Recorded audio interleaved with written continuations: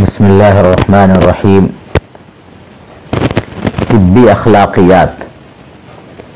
انسان کے نیک عمل کا خلاصہ دو چیزیں ہیں، ایک اللہ کی عبادت اور دوسری مخلوق کی خدمت۔ ڈاکٹر کو اللہ نے یہ سہولت دی ہے کہ مریض خود چل کر ان کے پاس آتے ہیں۔ اب ان کی اچھی طرح سے دیکھ بھال اور ان کے ساتھ سہولت کا رویہ اور ہمدردی کا سلوک یہ ڈاکٹروں کا ملی، سماجی اور دینی فریضہ ہے۔ اسی کو ہم طبی اخلاقیات سے تعبیر کرتے ہیں، جن کی کچھ تفصیلات درج ذیل 10 نکات میں سمجھ سکتے ہیں۔ نمبر 1، صبر۔ طبی اخلاقیات میں متعدد چیزیں ہیں، جن میں پہلی چیز صبر ہے کہ مریض کو دیکھنے میں، اس کی پوری بات سننے میں اور کبھی بے وقت علاج کے لیے جانے میں جو گرانی ہو اس کو خوش دلی سے برداشت کرے۔ نمبر 2، حسن عمل۔ دوسری چیز احسان فی العمل ہے، یعنی اپنے فریضے کو اچھی طرح انجام دینا۔ اللہ تعالیٰ نے فرمایا وَأَحْسِنُوا إِنَّ اللَّهَ يُحِبُّ الْمُحْسِنِينَ، اور آپ صلی اللہ علیہ وسلم نے فرمایا کہ اللہ نے ہر چیز میں احسان رکھا ہے، چنانچہ جانور بھی ذبح کرو تو احسان کے ساتھ، یعنی چھری وغیرہ اچھی طرح تیز کر لو تاکہ اس کو زیادہ تکلیف نہ ہو۔ لہذا درست طریقے پر اور صحیح ڈھنگ سے علاج کرنا چاہیے۔ رسول اللہ صلی اللہ علیہ وسلم نے فرمایا کہ درست طریقے پر کام کرنا نبوت کا 25واں حصہ ہے۔ نیز جب مریض نے ڈاکٹر پر اعتماد کیا ہے تو ڈاکٹر کے لیے بھی لازم ہے کہ وہ اس کے اعتماد پر پورا اترے اور پوری توجہ سے علاج کرے، اس میں لاپرواہی یا کوتاہی نہ کرے۔ یہاں تک کہ بعض صورتوں میں کوتاہی کی وجہ سے شریعت نے ڈاکٹر کو ضامن قرار دیا ہے۔ چنانچہ رسول اللہ صلی اللہ علیہ وسلم نے فرمایا کہ جس نے علاج سے واقفیت کے بغیر علاج کیا وہ نقصان کی صورت میں ضامن ہوگا۔ نمبر 3، حسن کلام، یعنی ڈاکٹر اچھی طرح سے بات کرے۔ ڈاکٹر کے حسن اخلاق میں یہ بھی ہے کہ وہ مریض سے اچھے انداز میں بات کرے۔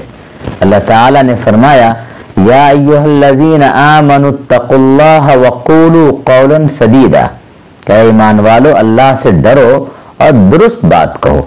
اور رسول اللہ صلی اللہ علیہ وسلم نے فرمایا کہ اچھی بات کرنا بھی صدقہ ہے۔ اور ایک حدیث میں فرمایا کہ مریض کے پاس خیر کی بات کرو، اذا حضرتم المریض فقولوا خیرا۔ لہذا مریض سے سخت لہجے میں ڈانٹ ڈپٹ کر اور بد اخلاقی اور لاپرواہی سے بات کرنے کے بجائے اس طرح بات کی جائے کہ مریض کا دل خوش ہو اور اس کو تسلی ہو جائے۔ ایسی بات نہ کی جائے جس سے اس کی بے چینی میں اضافہ ہو یا وہ جسمانی مریض سے زیادہ نفسیاتی مریض بن جائے۔ نمبر 4، آسان علاج کا انتخاب۔ اطباء کا متفقہ فارمولہ ہے کہ جب تک علاج غذا کے ذریعے، یعنی غذا کی مقدار، اس کی کیفیت اور اوقات میں تبدیلی کر کے ممکن ہو، کسی دوسری جانب رخ نہ کیا جائے۔ ایسی صورت میں دوا کو نظر انداز ہی کر دینا بہتر ہے۔ چنانچہ علامہ ابن قیم نے ماہر طبیب کی 20 علامتیں لکھی ہیں، اچھے ڈاکٹروں کی 20 پہچان لکھی ہے۔ ان میں سے ایک یہ بھی ہے کہ مریض کا علاج آسان سے آسان طریقے سے کیا جائے، یعنی دوا کے بجائے غذا سے کام لیا جائے، اور دوا کی ضرورت ہو تو مفرد دوا، یعنی 1-2 دوا سے کام چلایا جائے۔ لہذا جہاں کم دوا سے کام چل سکتا ہو وہاں کئی طرح کی دوائیں لکھ دینا، مریض کے حق میں صحیح اور مناسب دوا کے بجائے اپنے حق میں مناسب کمپنی دیکھنا، مریض پر بیجا جانچ کا بوجھ لاد دینا، یہ سب چیزیں ماہر ڈاکٹر کے شایع نشان نہیں ہے اور یہ طبی اخلاقیات کے خلاف ہے۔ نمبر 5، حیا۔ ایک اچھے ڈاکٹر کے لیے ضروری ہے کہ وہ حیا کے تقاضوں کو نظر انداز نہ کرے، خاص کر خواتین سے بات کرنے میں یا پوشیدہ امراض سے متعلق گفتگو میں حیا کا پورا خیال رکھے، مناسب اور مہذب الفاظ استعمال کرے، بھدے اور بھونڈے الفاظ سے اجتناب کرے۔ اسی طرح علاج کی مجبوری سے بدن کے کسی حصے کو کھولنے کی ضرورت ہو تو ضرورت کے بقدر ہی بدن کھولے اور جہاں تک ممکن ہو اپنی نگاہیں نیچی رکھے، نیز شبہات کی جگہوں اور شبہات کی باتوں سے بچے۔ رسول اللہ صلی اللہ علیہ وسلم نے فرمایا کہ جو شبہات سے بچ گیا اس نے اپنے دین اور اپنی عزت کو محفوظ رکھا۔ نمبر 6، نرمی اور ہمدردی۔ علامہ ابن قیم رحمہ اللہ نے ماہر طبیب کی ایک پہچان یہ بھی لکھی ہے کہ وہ مریض کا خیر خواہ ہو اور ان کے ساتھ شفقت اور نرم گفتاری سے کام لے، جیسے بچوں کے ساتھ نرم برتاؤ کیا جاتا ہے۔ مریض پر اللہ کو بہت پیار آتا ہے اور اللہ کے پیارے سے جو پیار کرے اللہ اس سے بھی پیار کرے گا۔ خاص کر مریض جو اپنے مرض میں پہلے ہی سے پریشان تھا، اس کے ساتھ ہمدردی کا رویہ انسانی ہمدردی اور دینی فریضہ ہے۔ رسول اللہ صلی اللہ علیہ وسلم نے فرمایا، ارحموا من فی الارض یرحمکم من فی السماء۔ تم زمین والے پر رحم کرو تو آسمان والا تم پر رحم کرے گا۔ اور ایک موقع سے آپ صلی اللہ علیہ وسلم نے ارشاد فرمایا کہ نرمی انسان کو زینت بخشتی ہے اور نرمی کا نہ ہونا انسان کو عیبدار بناتا ہے۔ اور ایک حدیث میں ہے کہ آپس کی ہمدردی اور محبت میں مومن کی مثال ایسی ہے جیسے جسم کے ایک حصے میں درد ہو تو پورا جسم بے چین ہو جاتا ہے۔ اسی طرح ایک مومن کی تکلیف کو دوسرا مومن بھی محسوس کرے اور اسے دور کرنے کے لیے بے چین ہو۔ اور علامہ ابن حجر فرماتے ہیں کہ مریض کی عیادت میں اس کے ساتھ نرمی کا برتاؤ کرنا بھی شامل ہے۔ نمبر 7، رازداری۔ ڈاکٹروں کے پاس بہت سے ایسے مریض آتے ہیں جن کے مرض کو دوسرے سے چھپانا ضروری ہے، ورنہ لوگ اس سے نفرت کرنے لگیں گے یا معاشرے میں اس کے ساتھ دشواری پیش آئے گی۔ رسول اللہ صلی اللہ علیہ وسلم نے فرمایا کہ جس نے بندوں کے عیوب کو چھپایا تو اللہ تعالیٰ اس کی بھی ستر پوشی فرماتے ہیں۔ ہاں، جہاں رازداری سے کسی کا نقصان ہو رہا ہو وہاں اس کو ظاہر کیا جا سکتا ہے۔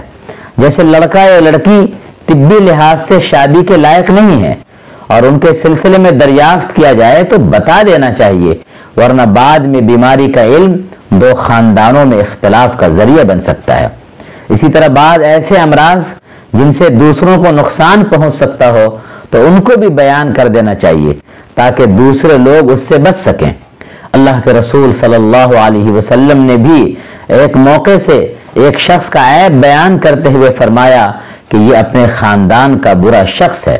مقصد یہ تھا کہ لوگ اس کے شر سے بچ سکیں۔ نمبر 8، جسم انسانی کا احترام۔ انسان کی جان اور اس کے جسم دونوں کا احترام ضروری ہے۔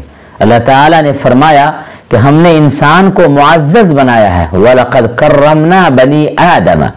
اسی لیے انسانی بدن کی کاٹ چھانٹ اور اس کی بلا وجہ سرجری سخت ممنوع ہے۔ ہاں، جہاں کاٹ چھانٹ انسان کی جان یا اس کی صحت کی حفاظت کے لیے ضروری ہو وہاں شریعت نے اس کی اجازت دی ہے، لہذا مریض کو زیادہ سے زیادہ تکلیف سے بچانا چاہیے اور جہاں تک ممکن ہو انسان کے جسم کا احترام باقی رکھنا چاہیے۔ جسم کا کوئی حصہ کاٹ کر کوڑے میں نہیں پھینکنا چاہیے اور کاٹنے میں بھی اس کے احترام کو ملحوظ رکھنا چاہیے۔ اسی طرح انسانی جان کی حفاظت میں جنین یعنی رحم مادر کے بچے کی جان کی حفاظت بھی داخل ہے کہ سخت مجبوری اور شرعی اجازت کے بغیر اس کو بھی ضائع نہیں کرنا چاہیے۔ نمبر 9، اجرت مقصود نہ ہو۔ اچھا ڈاکٹر اجرت سے زیادہ مریض کی شفا یابی کی تمنا رکھے گا۔ اگر ایسا ہوگا تو غریبوں کے علاج کی طرف امیروں سے زیادہ توجہ دی جائے گی اور غریبوں کے لیے ڈاکٹروں کے دروازے بند نہیں ہوں گے۔ آج کل علاج اتنے مہنگے ہو گئے ہیں کہ بیماری تو صرف بیماری ہے لیکن اس کا علاج ایک مکمل عذاب ہے۔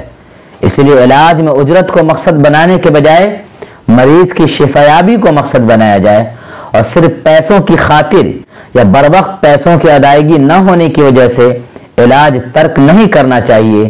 اسی طرح کسی غریب کے بارے میں اگر کسی معتبر شخص نے سفارش کر دی ہو تو اس کا مفت علاج کرنے کی کوشش کرنا چاہیے۔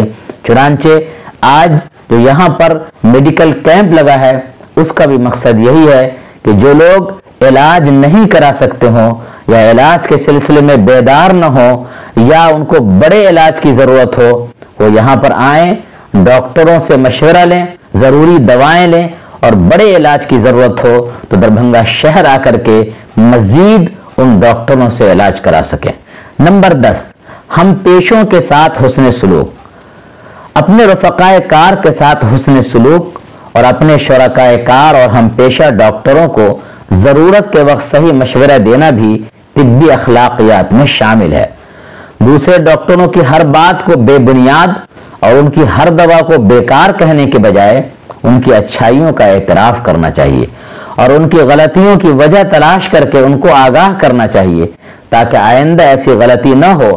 جن کو بتایا جائے ان کو بھی چاہیے کہ ایسی باتوں کو کشادہ قلبی کے ساتھ سنیں اور اصلاح کی کوشش کریں۔ یہ طبی اخلاقیات میں 10 اہم اور بنیادی چیزیں تھیں۔ ان کے علاوہ ہر ایمان والے ڈاکٹر کے لیے ضروری ہے کہ وہ اللہ کا نام لے کر علاج شروع کرے، کیونکہ حقیقت میں اللہ ہی شفا دے سکتا ہے۔ اگر ایسا نہیں ہوتا تو بہت سی دواؤں کا ریئیکشن کیوں ہوتا؟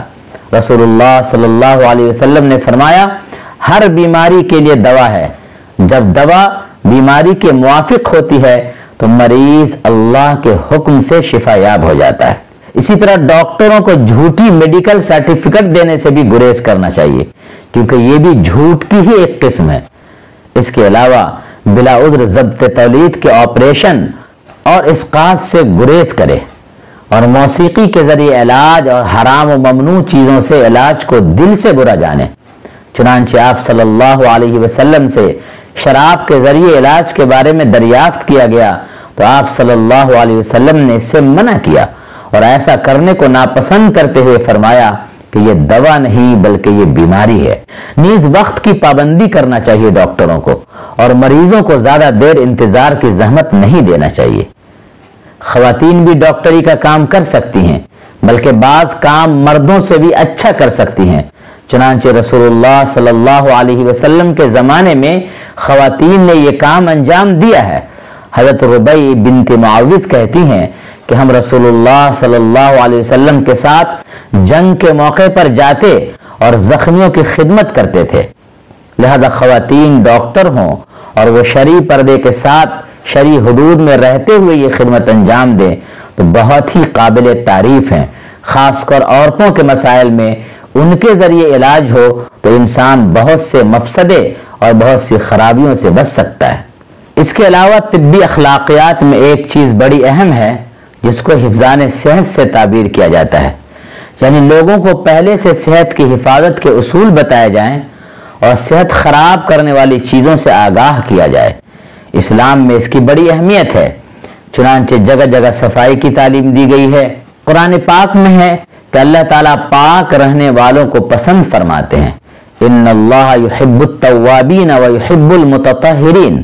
اللہ تعالیٰ نے بیمار اور مسافروں کو روزہ توڑنے کی اجازت دی ہے تاکہ اس کی صحت خراب نہ ہو جائے۔ ومن کان مریضا او علی سفر فعدۃ من ایام اخر۔ مسجد نبوی میں پیشاب کرنے والے کو روکا گیا تو آپ صلی اللہ علیہ وسلم نے فرمایا پیشاب کے درمیان نہ روکو ورنہ اسے بیماری ہو جائے گی۔ آپ صلی اللہ علیہ وسلم نے نہر میں پیشاب کرنے سے منع فرمایا، اس لیے کہ اس کی وجہ سے بیماری پھیلے گی۔ جہاں پر طاعون وغیرہ جیسی پھیلنے والی بیماری آ گئی ہو وہاں جانے سے آپ صلی اللہ علیہ وسلم نے منع فرمایا۔ آپ صلی اللہ علیہ وسلم نے کھانے، پینے، سونے، جاگنے کے جتنے اصول بیان کیے سب میں انسان کی صحت کا راز پوشیدہ ہے، لہذا ڈاکٹروں کو چاہیے کہ صرف بیمار پڑ کر آنے والوں کا ہی علاج نہ کرے بلکہ بیماری کی سدباب کے لیے، بیماری سے بچاؤ کے لیے حفظان صحت کے اصولوں سے بھی لوگوں کو واقف کرائے۔ یہ تھی طبی اخلاقیات سے متعلق کچھ چیزیں جن کو اپنا کر اگر ڈاکٹر علاج کرے تو انشاءاللہ یہ ان کی دنیا کے لیے بھی کامیابی کا ذریعہ ہے اور آخرت کے لیے بھی کامیابی کا ذریعہ ہے۔ اللہ تعالی ہم سب کو عمل کی توفیق نصیب فرمائے۔ وآخر دعوانا الحمد للہ رب العالمین۔